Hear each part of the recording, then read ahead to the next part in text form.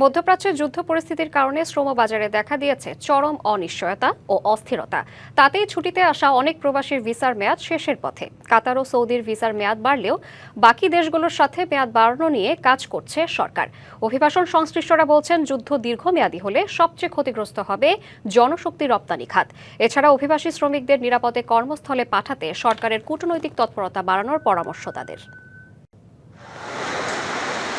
জীবন জীবিকার তাগিদে বাংলাদেশ থেকে প্রতি বছর লাখ লাখ কর্মী বিদেশে পাড়ি জমান, যাদের বেশিরভাগই গন্তব্য সৌদি আরব, সংযুক্ত আরব আমিরাত, কাতার সহ অন্যান্য মধ্যপ্রাচ্যের দেশে। সম্প্রতি ইরানে যুক্তরাষ্ট্র ইসরায়েলের হামলা শুরু করলে পাল্টা জবাব দিতে মধ্যপ্রাচ্যের মার্কিন ঘাঁটিগুলোতে ক্ষেপণাস্ত্র, ড্রোন হামলা শুরু করে ইরান, যা এখনো চলমান। যুদ্ধের কারণে বন্ধ হয়ে গেছে অনেক দেশের আকাশসীমা, বাতিল হয়েছে হাজারো ফ্লাইট।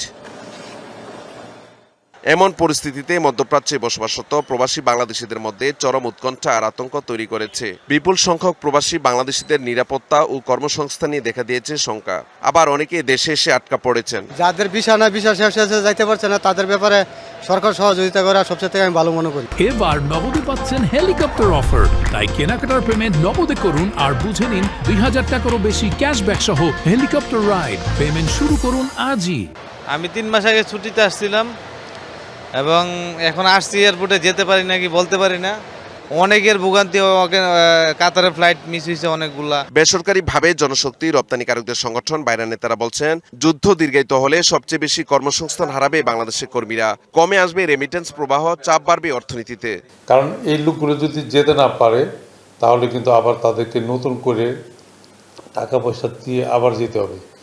এই সমস্ত কারণে সবকিছু মিলে কিন্তু আমাদের দেশ ক্ষতিগ্রস্ত হচ্ছে। পরিস্থিতি পর্যবেক্ষণ করে সেবাদানকারী সংস্থাগুলোকে একযোগে কাজ করার পরামর্শ অভিবাসন বিশেষজ্ঞদের। উভয় সরকারের মধ্যে একটা কূটনৈতিক তৎপরতা এবং সেক্ষেত্রে বিভিন্ন মন্ত্রণালয়ের একটা সমন্বয়ের জায়গা, অন্তত এই সংকট নিরসন না হওয়া পর্যন্ত তথ্যগুলো পৌঁছে দেওয়া, তাহলে কিন্তু সরকারও মনিটর করতে পারবে। আমরা যে রিকোয়েস্টটা করেছি ওই সরকারকে, তারা সেটা নিয়মিতভাবে করছেন। এমন অবস্থায় প্রবাসী কল্যাণ ও বৈদেশিক কর্মসংস্থান প্রতিমন্ত্রী নুরুল হক নূর বলেন, শ্রমবাজারে যেন কোনো প্রভাব না পড়ে সে বিষয়ে কাজ করছে বাংলাদেশ সরকার।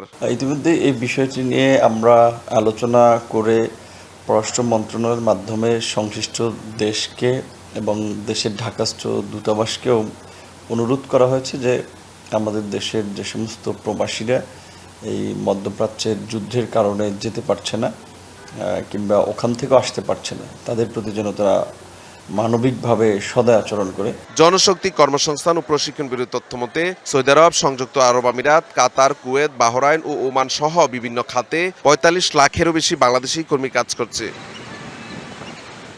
Mahmudul Hasan Nazim, DBC news, Dhaka.